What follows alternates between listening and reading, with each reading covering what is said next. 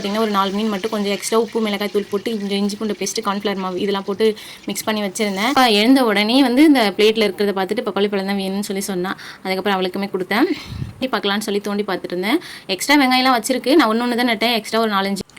Hi friends, welcome to my channel. இன்றைக்கி வந்து பார்த்திங்கன்னா புதன்கிழமை ஃபுல் டே விளாக் பார்க்கலாம். காலையிலே வந்து 6 மணிக்கெல்லாம் வந்து எழுந்து தண்ணி தெளிக்கலான்னு சொல்லி வந்தேன். பார்த்தா மின்னல் இடி மழை பெஞ்சிட்டு இருந்துச்சு. நிறைய மழைலாம் பெய்யல, தூறல் தான். காலையிலே வந்து பார்த்திங்கன்னா ஒரு 6 மணிக்கு போல் நான் எழுந்து வந்தப்போ மழை பெஞ்சிட்டு இருந்துச்சு. 6 மணிக்கு தான் ஸ்டார்ட் ஆகிருக்கும்னு நினைக்கிறேன். 9 மணி வரைக்கும் இப்போ தூறல் தூரிக்கிட்டே தான் இருந்துச்சு. சரின்னு சொல்லிட்டு தண்ணிலாம் தெளிக்கலாம். நான் வந்து உள்ளே வந்துட்டேன். பால் எல்லாம் எடுத்து வெளியே வச்சுட்டு போயிருந்தேன். சூடு பண்ணிவிட்டு பாப்பாவுக்கு எடுத்து வச்சுட்டு நான் நிறைய பால் இருந்ததுனால நானும் கொஞ்சம் டீ போட்டுக்கிட்டேன். கம்மியாக இருந்துச்சுன்னா பாப்பாவுக்கு மட்டும் போட்டு கொடுத்துருவேன். அப்புறமா பால் வந்து 8 மணிக்கு தான் வரும். இங்கே 7:30-8 மணி அது போல் வரும். அப்போ வாங்கி தான் அப்புறமா ஹஸ்பண்ட் நானும் போட்டு குடிப்பேன். இன்றைக்கி எக்ஸ்ட்ரா இருந்ததுனால நான் வந்து போட்டுக்கிட்டு குடிச்சிட்டேன். அரிசி ஊற வச்சுட்டேன். ஃப்ரிட்ஜில் இருந்து மீன் இருந்துச்சு. ஊர்லேருந்து வந்தப்போ எடுத்துகிட்டு வந்தது ஜிலேபி மீன். அதையும் எடுத்து வெளியே வச்சுட்டேன். ஃப்ரீசரில் வச்சதுனால வெளியே எப்படியா இருந்தாலும் ஒரு 1 hour 2 hours ஆகும்.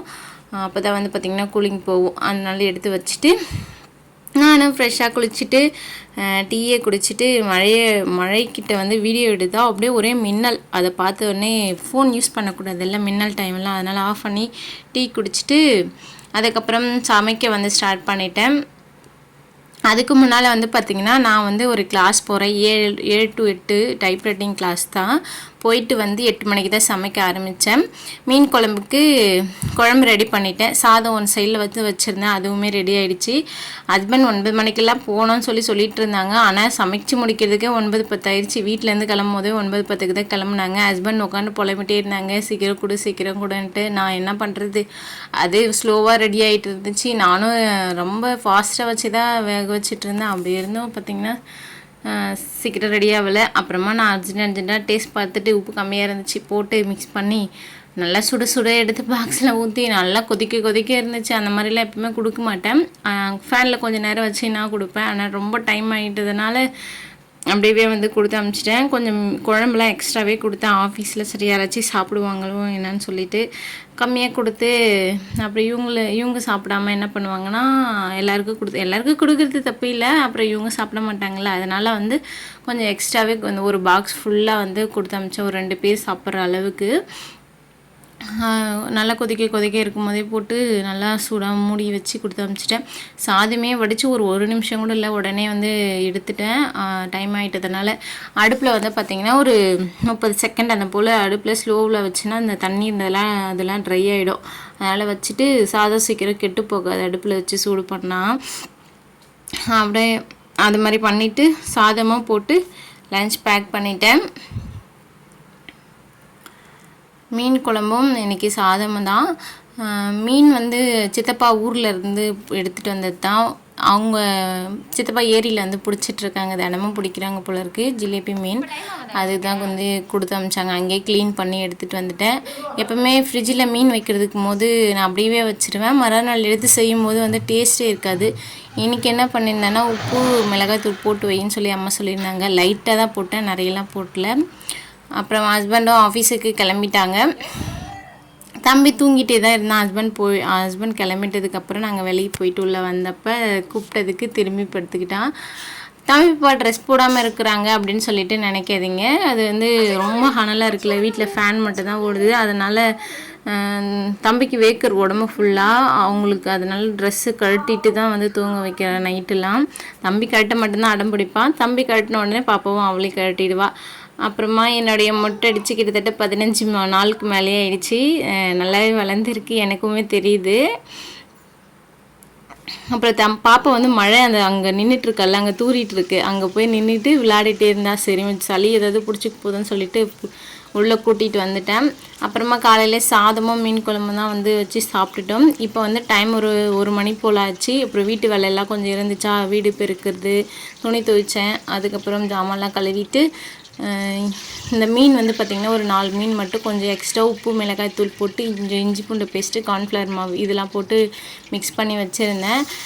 நாளைக்கு வந்து வியாழக்கிழமை, அடுத்த நாள் வெள்ளிக்கிழமை, அதனால் சமைக்கக்கூடாதுன்னு சொல்லிட்டு இன்றைக்கி காலி பண்ணிடலாம் அப்படின்னு சொல்லிட்டு மீன் வந்து வறுத்துட்டு மீன் மட்டும்தான் சாப்பிட்டோம். லஞ்ச் யாரும் சாப்பிடல.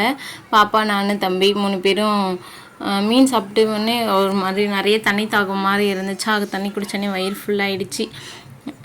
நான் மீன் வருதுந்தப்போ தம்பி வந்து எல்கேஜி படிக்கும்போது அவன் டான்ஸ் ஆடிட்டு இருந்தான். அது வந்து பென்ட்ரைவ் கொடுத்துருக்காங்க. அந்த டான்ஸ் ஆடின ஃபுல் வீடியோ அவங்க ஸ்கூலில் வந்து எல்கேஜிலேருந்து 5th வரைக்கும் இருக்குது. எல்லா டான்ஸ் ஆடினதும் அந்த பென்ட்ரைவ்க்குள்ளே இருக்குது. அதை பார்த்து அவங்க 2 பேரும் டான்ஸ் ஆடிட்டு இருந்தாங்க. பையன் டான்ஸ் ஆடுறத பார்த்துட்டு பாப்பாவும் வந்து அவனை பார்த்து ஆடிட்டு இருந்தா. அப்புறம் தூங்கலான்னு சொல்லிட்டு ஒரு 2 மணிக்கு போல் எல்லாரையும் படுக்க வச்சுட்டு நானுமே ஒரு நிமிஷம் தூங்கிட்டேன். ஃபோன் வந்துருச்சா, திடீர்னு வந்து பார்த்திங்கன்னா எழுந்துட்டேன். அப்புறமா திரும்ப தூக்கமே வரல. தம்பி வந்து அவனும் தூங்கவே இல்லை. பாப்பா மட்டும் தூங்கிட்டு இருந்தா. தம்பி பக்கத்து வீட்டில் விளையாடுறதுக்கு போயிட்டான். அம்மா வந்து ஊர்லேருந்து வந்திருந்தப்போ பப்பாளி பழம் எடுத்துகிட்டு வந்தாங்க.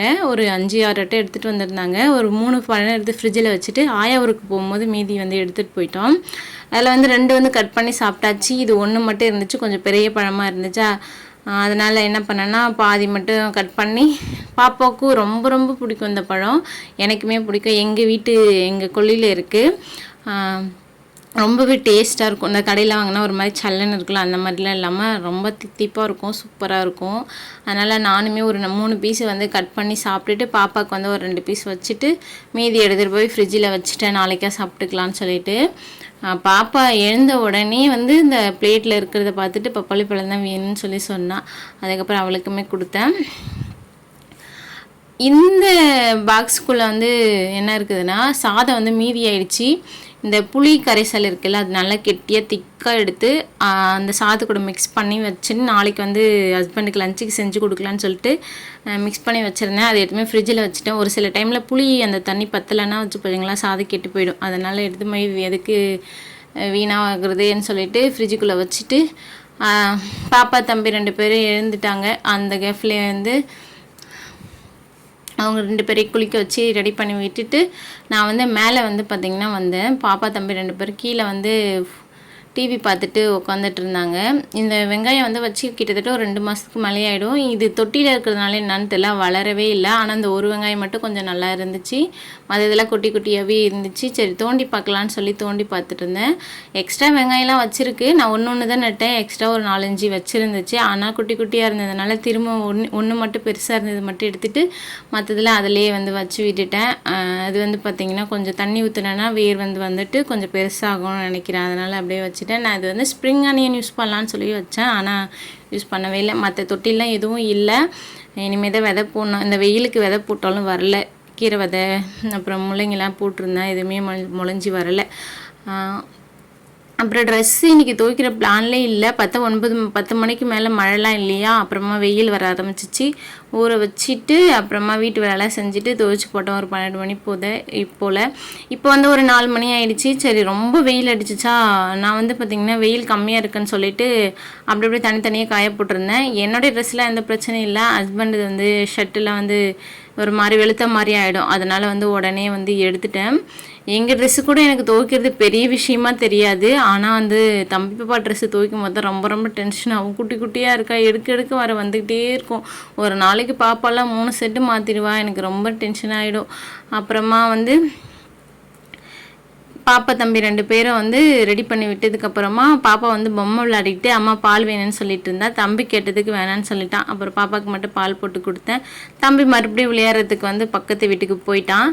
நானும் பாப்பா தான் வந்து பார்த்திங்கன்னா அப்புறம் உள்ளே வந்து விளையாடிட்டு இருந்தோம். இந்த பொம்மைலாம் வந்து பார்த்திங்கன்னா வீடு பூரா இருக்கும். நான் வந்து எடுத்து வைக்கணும், திரும்ப அவங்க வந்து கலைச்சி போடுவாங்க. இப்போ ஈவினிங்காக பெருக்கும் போது எடுத்து வச்சுட்டு பெருக்கினேன். இந்த விலாக் இதோட முடியுது. அடுத்த விலாகில் பார்க்கலாம். நம்மளோட சேனலை சப்ஸ்கிரைப் பண்ணாதுங்க, சப்ஸ்கிரைப் பண்ணிங்க. Bye friends.